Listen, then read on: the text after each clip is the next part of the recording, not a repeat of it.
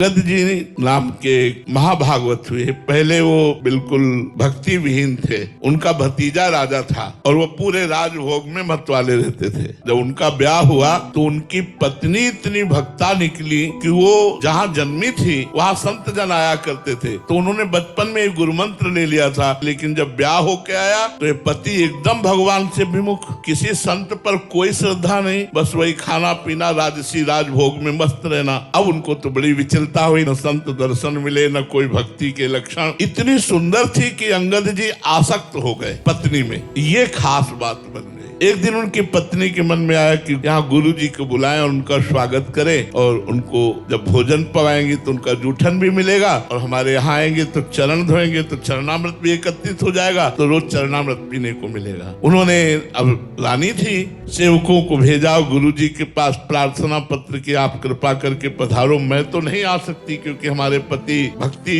भाव के विरुद्ध है, तो आप कृपा करके घर एक बार पधारो। संत बड़े दयार्द होते हैं, वो आ गए। वो चरणामृत उतारी और गुरुजी के चरण दबा रहे थे। इतने में वो अंगद जी आ गए। अंगद जी ने देखा बाबा जी और रानी हमारी चरण दबा रहे।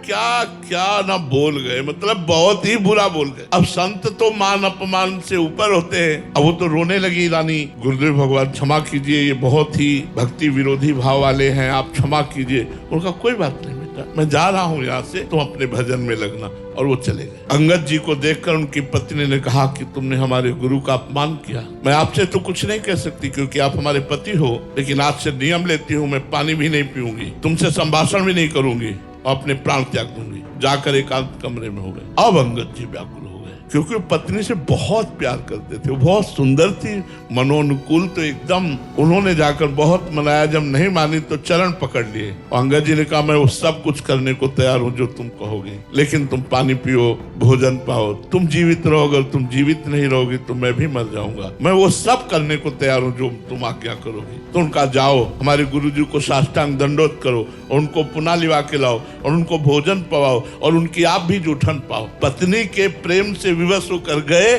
गुरु जी को जे ही जूठन पाई, जीवन बदल गया। संतों के उच्छिष्ट में बड़ा बल होता है। अब तो वो स्वयं अपनी पत्नी से बढ़कर भक्ति करने लगे कि एक बार उनके जो भतीजे राजा थे, उन्होंने हीरा के लिए, वो बड़ा प्रसंग है, जहर उनके भोजन में मिलवा दिया। तो जब ठाकुर जी को भोग लग के आया और फिर उनको सूचना दी उनकी बहन ने कि इसमें जहर मिला है, तो उन्होंने कहा जब ठाकुर जी ने पा लिया तो अब प्रसाद थोड़ी छोड़ेंगे, चाहे जहर मिलाओ चाहे जो कुछ, पूरा प्रसाद पा। कुछ नहीं हुआ अंगद जी का, पूरा जहर पच गया।